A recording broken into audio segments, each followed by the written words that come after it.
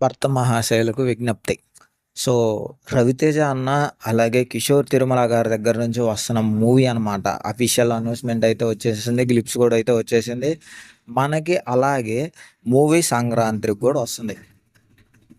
So, ఈ glimpse చూసిన తర్వాత నా ఒపీనియన్ అయితే సినిమా మీద ఒక ఎక్స్‌పెక్టేషన్స్ అనేవి గానీ, హైప్ గానీ ఏది లేవు. ఒక్క దెబ్బకి మొత్తం స్మాష్. సో, 'కిషోర్ తిరుమల' గారు లాస్ట్ టైం తీసిన 'ఆడవాళ్ళు మీకు జోహార్లు' మూవీ లాంటి కాన్సెప్టే మళ్ళీ తీసుకొస్తున్నారు. సో, ఆ మూవీ ఎంత పులిహోర అయిందో దాదాపు అందరికి తెలిసిందే. కొంతమందికి ఆ టైప్ ఆఫ్ ఆడియన్స్‌కి అయితే నచ్చింది. ఇంకొక టైప్ ఆఫ్ ఆడియన్స్‌కి అయితే నచ్చలేదు. సో, అలాగే ఇప్పుడు రిలీజ్ అయిన 'మాస్ జాతర' మూవీ కూడా సో, చాలామందికి నచ్చలేదు. కొంతమందికి నచ్చింది. సో, మిక్స్డ్ టాక్ అయితే వచ్చేసింది. సో, అందువల్ల మూవీ అనేది కూడా అంత ఎఫెక్ట్ కలెక్షన్ అనేది చూపించింది గానీ, ఎఫెక్ట్ అయితే లేదు. 'రవితేజ' అన్న దగ్గర నుంచి ఎక్స్‌పెక్ట్ చేసేంత మూవీలాగా అయితే కనపట్లేదు. సో, ఇందులో అలాగే క్యాస్ట్ అండ్ క్రూ చూస్తే ఎలా ఉందంటే, ఒక 'Amar Akbar Anthony' cast and crew చూసినట్టే ఉంది. సో, ఆ కెమెరా గానీ, ఏదన్నా గానీ సేమ్ అలాగే ఉంది.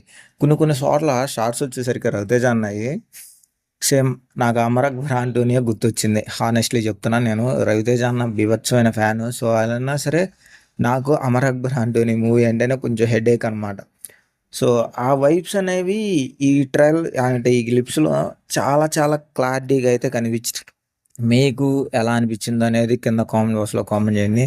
సో, లేటెస్ట్‌గా ట్రెండింగ్‌లో ఉన్న చాట్‌జీపీటీ, గూగుల్ జెమినై, సో, అలాగే మామూలుగా ఏఐ టూల్స్ గానీ, ఏదైనా గానీ మొత్తాన్ని వాడటం అయితే జరిగింది.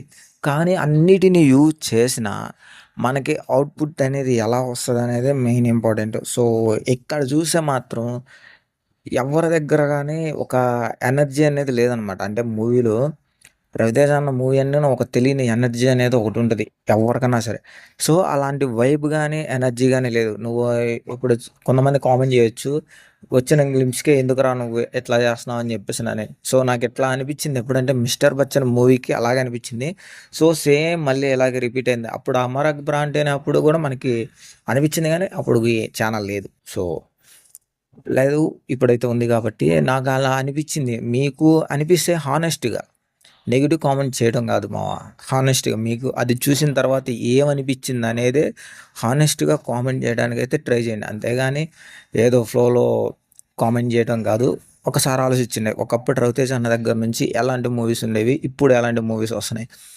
సో, 'రవితేజ' అన్న ఫ్యాన్ అని చెప్పుకోవడానికి కూడా ఒకప్పుడు భయమేసేలాగా అయితే ఉంటున్నాయి ప్రెజెంట్ అన్న మూవీస్.